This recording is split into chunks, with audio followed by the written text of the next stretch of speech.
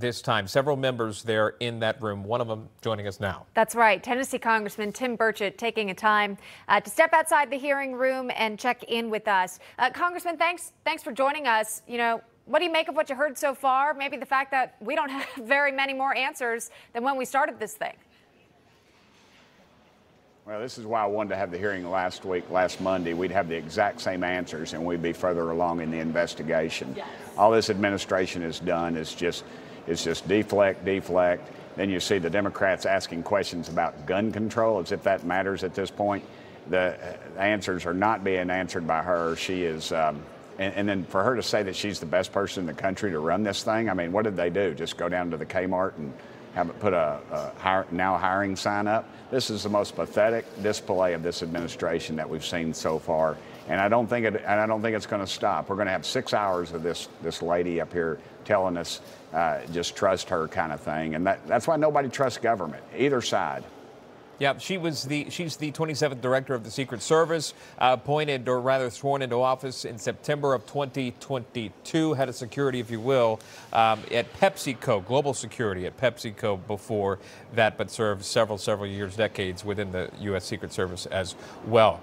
Watching this hearing, at least from, you know, an audience point of view, Congressman, we are seeing questions somewhat in a bipartisan form. Obviously, there are a lot of gun control questions as well. But you saw Congressman Ro Khanna really gave it to her just recently and said, don't you believe, is this much like what happened with the attempted assassination of Ronald Reagan? And she said, yes. Do you remember who headed the Secret Service then and what he did? He stepped down. Why do you believe you should not step down? She continues to say she is the best to serve.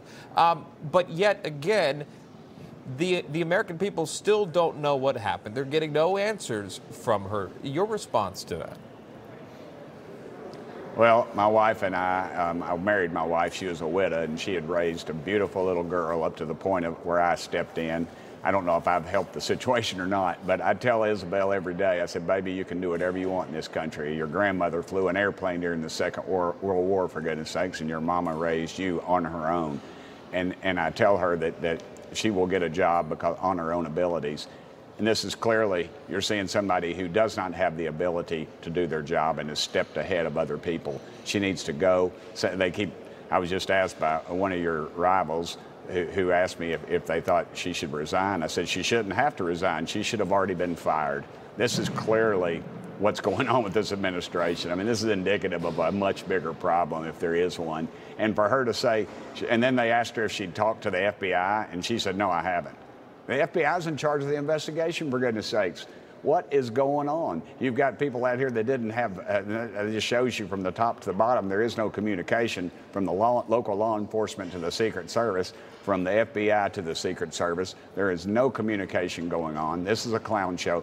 This is why America thinks there's a conspiracy, because these chuck wagons don't have enough sense to come out and give us the answers. Instead, they just run from us and say, oh, we're in the middle of an investigation. They won't answer the question. Right. That's sort of been the answer that's been consistent throughout.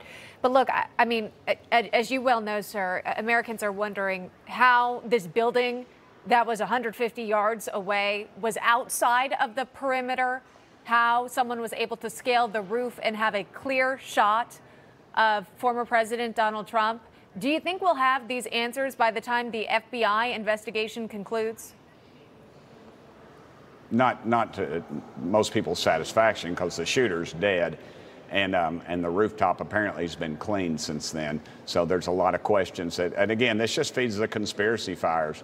And frankly, they're not doing a whole lot to put those fires out with these lame answers and this charade that they call an investigation. Because what will happen, the ultimate conclusion will be, we didn't have enough resources, we didn't have enough money. It's the typical Washington, D.C.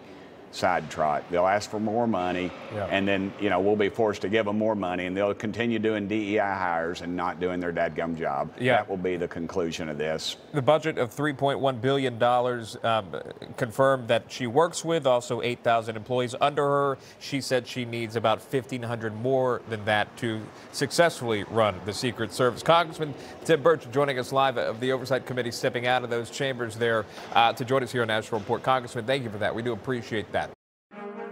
you.